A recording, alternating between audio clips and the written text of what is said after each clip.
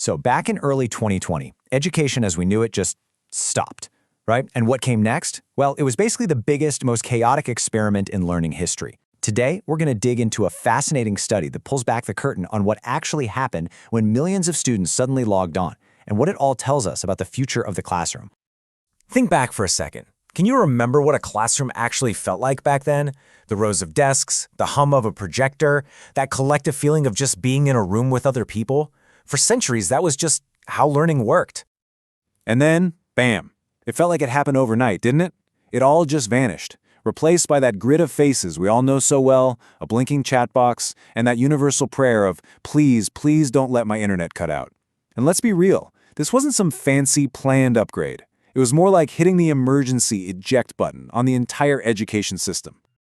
And this right here is a crucial piece of the puzzle. The study makes it crystal clear. This massive shift wasn't about finding a better way to learn. Nope. It was about finding the only way to keep learning, period. Think of it as a lifeboat, not a luxury yacht.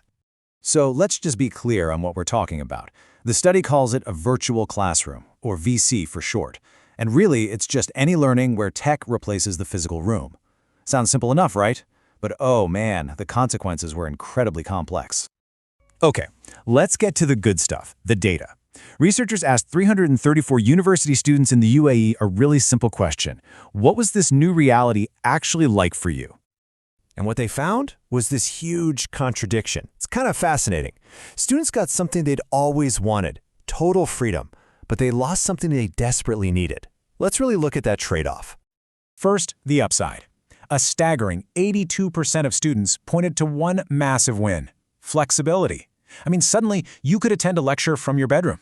You could study at midnight. That rigid 9-to-5 school schedule was completely shattered. For the first time, a lot of students had total control over where and when they learned. And that flexibility had this powerful side effect. With no teacher physically looking over their shoulder, 79% of students said they were forced to become more independent. They had to take ownership of their own learning, manage their own time, and solve problems on their own in a way they never really had to before. But here's the bill for all that freedom.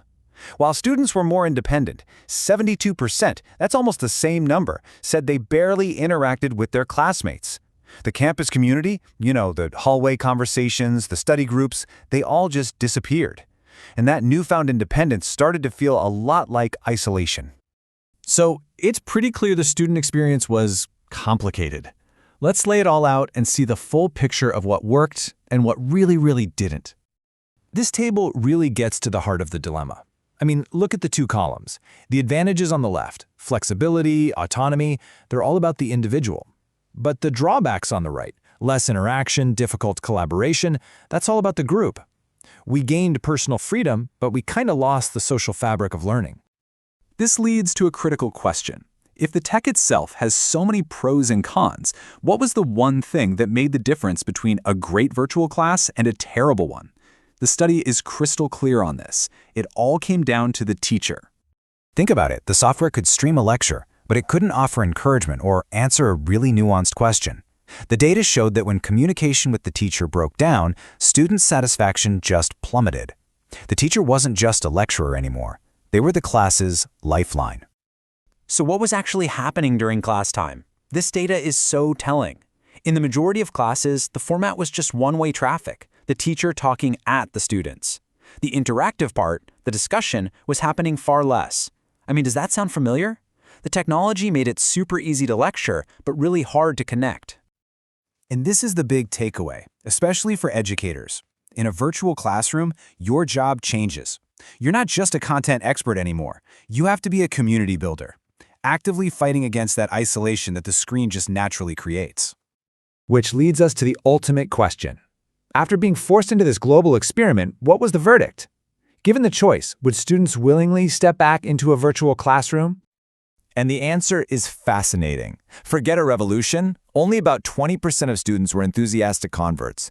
The rest were completely divided between no way and a very hesitant maybe.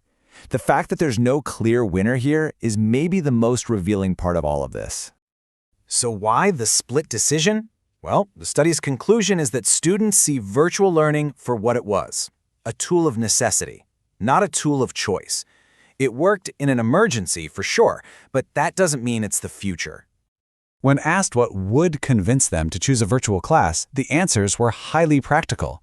The top reason was basically necessity, if it was the only way to take a class they needed. But look at the next two: a good teacher and a reliable internet connection. Success hinged on the human and the technical elements working perfectly. But let's not forget the most important thing the virtual classroom accomplished. For all its flaws, it did something heroic. It kept the doors of education open when the world was closing down.